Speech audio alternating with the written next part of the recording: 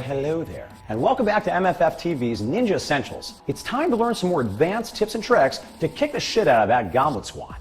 The first thing I want to talk about today is the eyes and the neck position. It's important to note that the neck is part of the spine. That's why we like to have you in a high school wrestler, because by packing the neck, we keep the ears over the shoulder and the spine in a neutral position. Since your body's going to tend to follow your eyes, as you're lowering down the squat, we want to maintain that chin to chest integrity. But if you look down to the ground, you'll tend to fall forward, and that's not the best thing. And if your eyes look up, generally speaking, the chin is going to follow it. So, your best bet is to look straight ahead and find a spot in front of your eyes. Then, pretending you're looking at Jane Seymour, I want you to imagine that you're a model turned actor playing a serial killer in a Lifetime made-for-television movie, and I want you to do your very best to get a restraining order from Jane Seymour. Get a restraining order.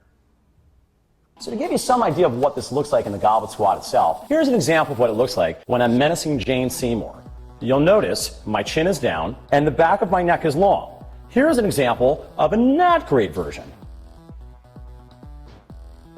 If you're finding being a serial killer in a Lifetime made-for-television movie is inspiring to you, you might be better off thinking about this. No wrinkles in the back of the neck. If the back of the neck is smooth, it does two really awesome things. Number one, it indicates the neck is in a pretty good position. And number two, you're less likely to get wrinkles. And long term, that's going to mean you're going to get even more poon when you get to the nursing home. So now that we've got a good spine alignment, let's talk a little bit more about what's happening in the hips during the squat. With those feet straight-ish, you actually want to create some external rotation. So you're not just cranking those knees open, you're actually spinning out. So when you're lowering down your squat pattern from the stable base of support of your feet actively screwed into the ground, you want to create torque in the hip joint and drive those knees open. Your body's tendency for many people is going to be try to create stability by internally rotating. That's a bad scene for the knees. You're going to get fucked up. Just be careful you don't go too far, because if you open out like that, that will fuck up the other side of your knee. It might help to pretend like your thigh bones are giant novelty rotating dildos opening up out of the hip. While we're on the topic of creating stability in the hip by externally rotating those knees out, it's worth knowing we can go too far. If you lose contact with the midfoot and lose the floor, that's also not going to be your best bet. So make sure you keep that big toe anchored as you spiral those knees open and create that torque in the hip joint.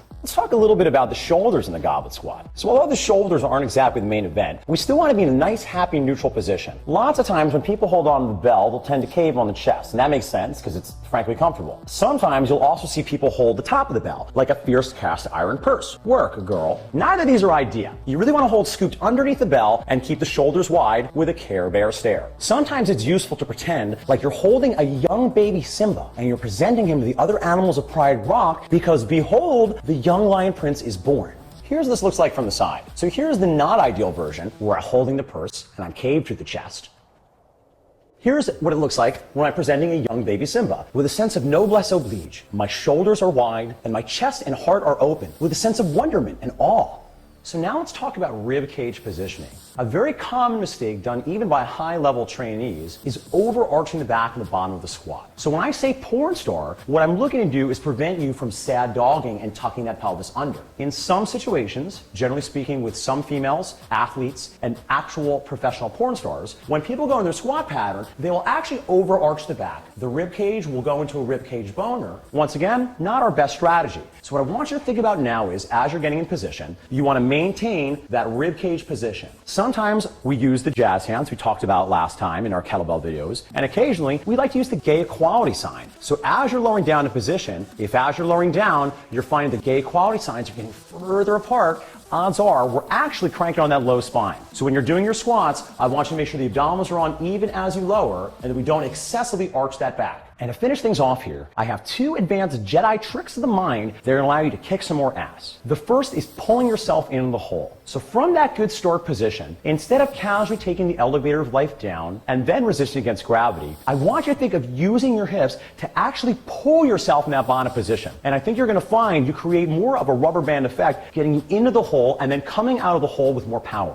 And your last Jedi trick of the mind is pushing the floor away with your heels. Instead of thinking about yourself and standing up, you're actually going to get better results if you think about creating force into the floor. So from the bottom position of your squat, I want you to pretend that you're in the Broadway cast of Wicked and the trap door is stuck. So you got to go out on stage and push that trap door away so that Elphaba can make her next entrance. If you don't know what that is, don't know why you're watching these videos, go see Wicked.